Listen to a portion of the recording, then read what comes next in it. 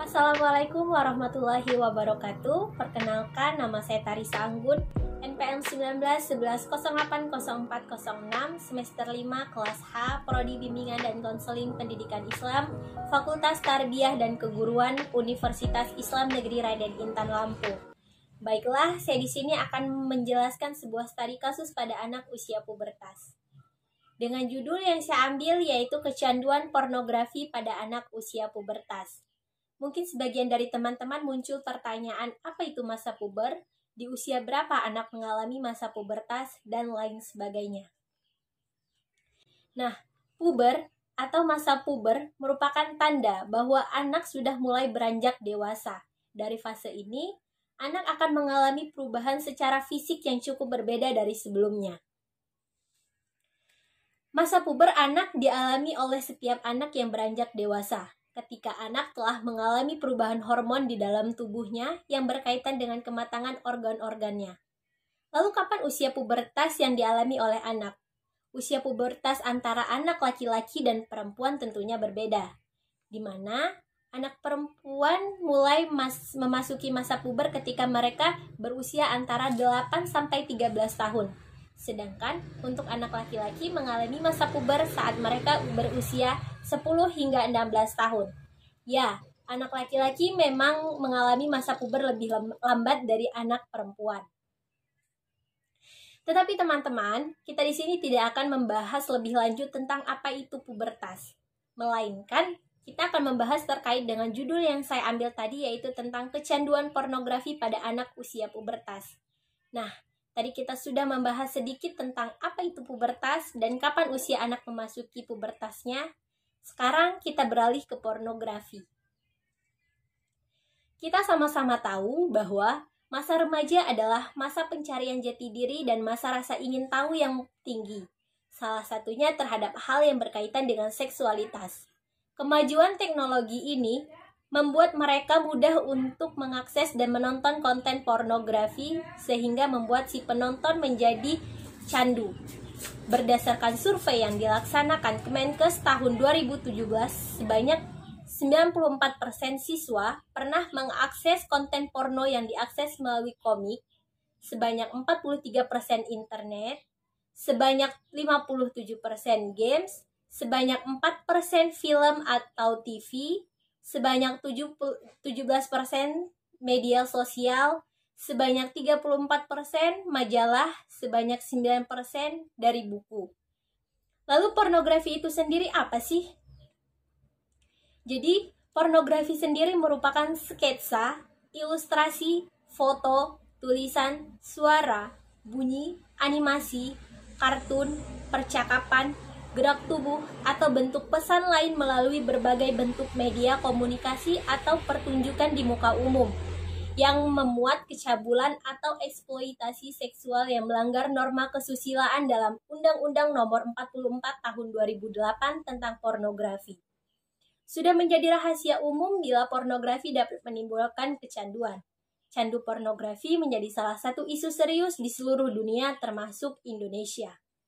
Lalu bagaimana cara kita sebagai orang tua mengetahui anak yang tergolong dalam kecanduan pornografi ini? Nah, untuk mengetahui hal itu, di sini saya sudah memaparkan ciri-ciri dari anak yang kecanduan pornografi. Di antaranya, yang pertama, sering tampak gugup apabila ada yang mengajaknya komunikasi dan menghindari kontak mata. Yang kedua, tidak punya gairah aktivitas sehingga prestasinya menurun. Yang ketiga, malas dan enggan belajar ataupun bergaul dan sulit sekali untuk berkonsentrasi. Yang keempat, itu ada enggan lepas dari gawainya atau gadget, dan bila ditegur dan dibatasi penggunaannya, mereka akan marah atau memberontak. Lalu selanjutnya senang menyendiri, terutama di kamarnya dan lebih menutup diri. Dan yang terakhir yaitu melupakan kebiasaan baiknya. Perlu diketahui juga bahwasanya kecanduan pornografi ini mengakibatkan kerusakan otak yang cukup serius. Pornografi itu bukan hanya merusak otak orang dewasa, tetapi juga otak anak-anak.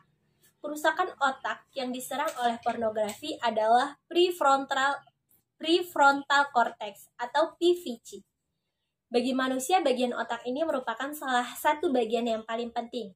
Karena bagian ini, otak ini hanya dimiliki oleh manusia, sehingga manusia memiliki etika bila dibandingkan dengan binatang. Apabila seseorang timbul rasa penasaran dan semakin kecanduan melihat pornografi, maka PVC kita akan semakin mengkerut dan mengkecil dan lama-lama menjadi tidak aktif. Akibatnya fungsi dari bagian otak ini semakin tidak aktif. Lalu hal ini akan menimbulkan akibat yang sangat membahayakan bagi orang-orang yang bersangkutan. Adapun akibat dari kecanduan pornografi ini adalah yang pertama, mengubah sikap dan persepsi tentang seksualitas bahwa wanita dan anak-anak hanya merupakan objek seks saja. Yang kedua, meningkatkan eksplorasi seks remaja sehingga dapat terjadi perilaku seks bebas dan perilaku seksual beresiko. Yang ketiga, mudah berbohong. Yang keempat, menurunkan harga diri dan konsep diri. Yang kelima, depresi dan ansietas. Yang kelima, pendidikan terganggu. Dan yang keenam, terjadinya penyimpangan seksual. Hal tersebut tentu saja akan merusak tatanan norma-norma dalam masyarakat, merusak keserasian hidup keluarga dan masyarakat.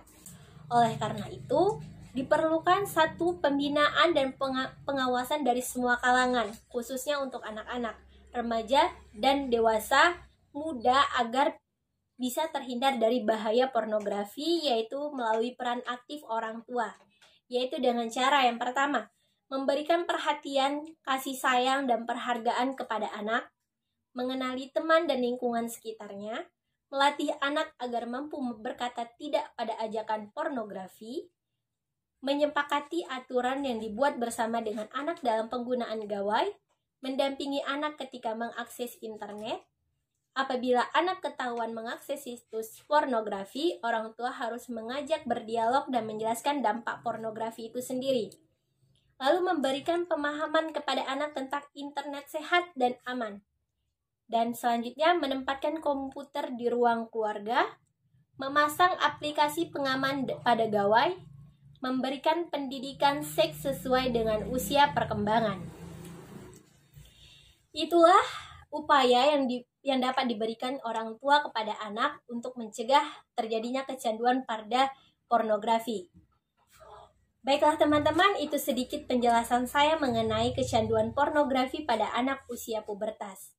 Semoga dari apa yang sudah saya jelaskan tadi bisa bermanfaat dan menambah ilmu pengetahuan kita bersama mengenai pornografi itu sendiri. Kurang dan lebihnya saya mohon maaf. Saya akhiri, wabillahi taufiq wal hidayah. Wassalamualaikum warahmatullahi wabarakatuh.